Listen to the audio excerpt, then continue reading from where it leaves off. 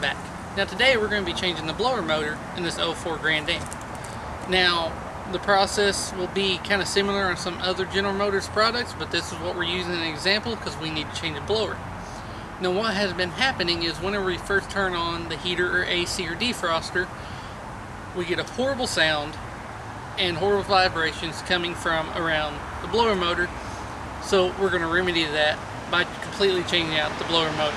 So I'm going to show you how to do it step by step. Alright, now here's our glove box. We're going to go under here. We're going to remove this cover here. I'm going to start by removing a 7mm bolt there. And see if I can show you there to start off. Alright, now with the cover, 2 screws out of the front, carefully pop it out of place. And so you see there's our blower motor. And you can see a screw there. There's 3 screws we're going to have to remove in order to drop this and the harness. So the harness plugs in.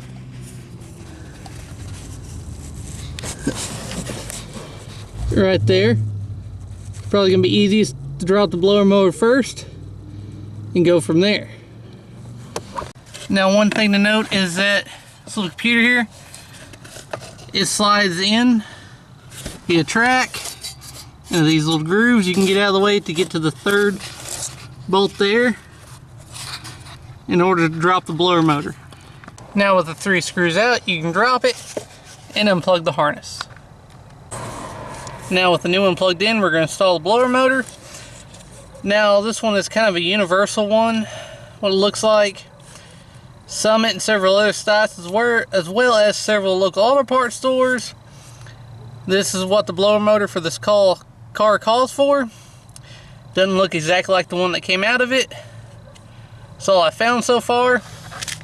Comes with some hardware, the washers that we're going to have to put on the screws we took out to make sure it stays up in there. Alright, now the trick for putting this blower motor up in here, so it's kind of universal the way it's designed. It comes with this rubber washer all the way around, and the circle spots on here, the little pegs that are coming off the factory blower box will sit inside these little rubber rings here on all 3 ends, or all 3 areas where the bolts are. That's why we have the washers to hold it in place. Now that rubber grommet all the way around, it seals it up and also keeps it from vibrating. So we'll have to have it on there. So you can see that a little better. We're going to have to use a supplied washer on the old little screws and then tighten it down. Now we got it all tightened down. You can see the new washers. Everything's working. We tried it out. Now we put our computer back, slid it back into place. Now all we got to do is put the cover panel back on and we're good. Alright, then there it was. Change the blower motor. It's actually a fairly quick and easy process to do. It's just kind of a pain when you're crawling around trying to get up under the dash. Sometimes you'll get a leg cramp or 2.